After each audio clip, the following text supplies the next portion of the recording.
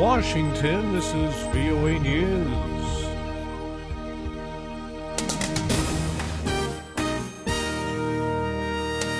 Deadly car bombings hit Iraq. Russian President Putin defends annexation of Crimea. I'm Ray Kugel reporting from Washington. At least 2 car bombs killed as many as 37 people Thursday in Iraq, apparently targeting Shiites and Kurds. One blast struck a busy cafe district in a Kurdish neighborhood in Kirkuk.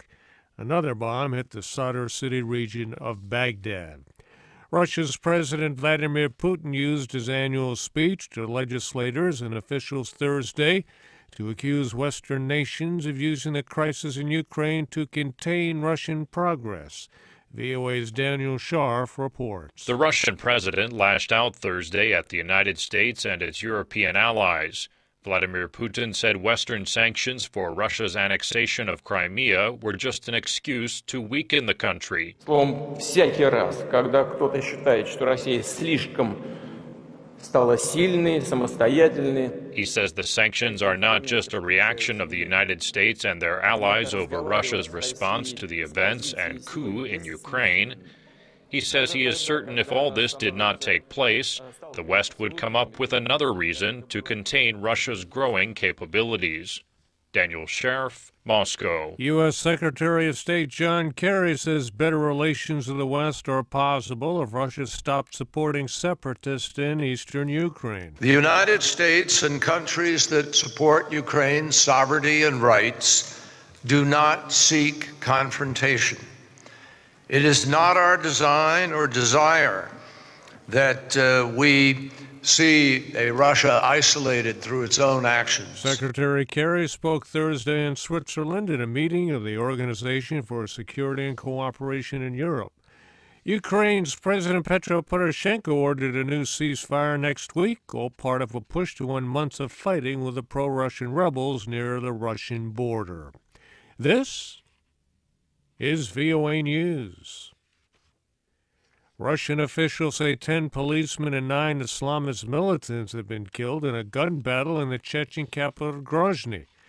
Authorities say militants traveling in 3 cars attacked police at a Grozny checkpoint before storming nearby buildings. The Somali militant group Al-Shabaab says it shot down a Kenyan military plane returning from a combat mission in Somalia. Kenya says the plane crashed near Kismayo due to technical problems while returning from a mission in southern Somalia. U.S. officials have confirmed that American commandos failed to rescue American journalist Luke Summers in Yemen recently because he was not at the raid site. 6 Yemenis, a Saudi, and an Ethiopian were rescued in the operation. Summers was kidnapped in September 2013 in Sana'a, Yemen, by an al-Qaeda branch in the Arabian Peninsula. New York says it's going to retrain its police force in the wake of a grand jury decision to not indict a white police officer in the chokehold death of an unarmed black man. Mayor Bill de Blasio announced the retraining of the city's 20,000-member force Thursday. He said it was essential that people of all races be treated equally by police. U.S. civil rights leaders are condemning the grand jury decision.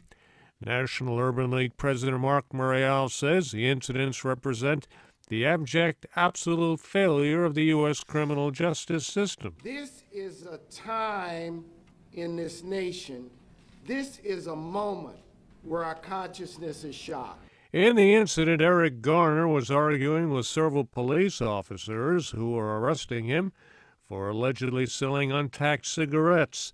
After several minutes, police officer Daniel Pantaleo grabbed Garner from behind in a chokehold, forcing him to the sidewalk. The medical examiner ruled the death of the heavyset Garner a homicide as a result of the chokehold. Garner had asthma. The central Philippines is bracing for another powerful storm that could make landfall Saturday.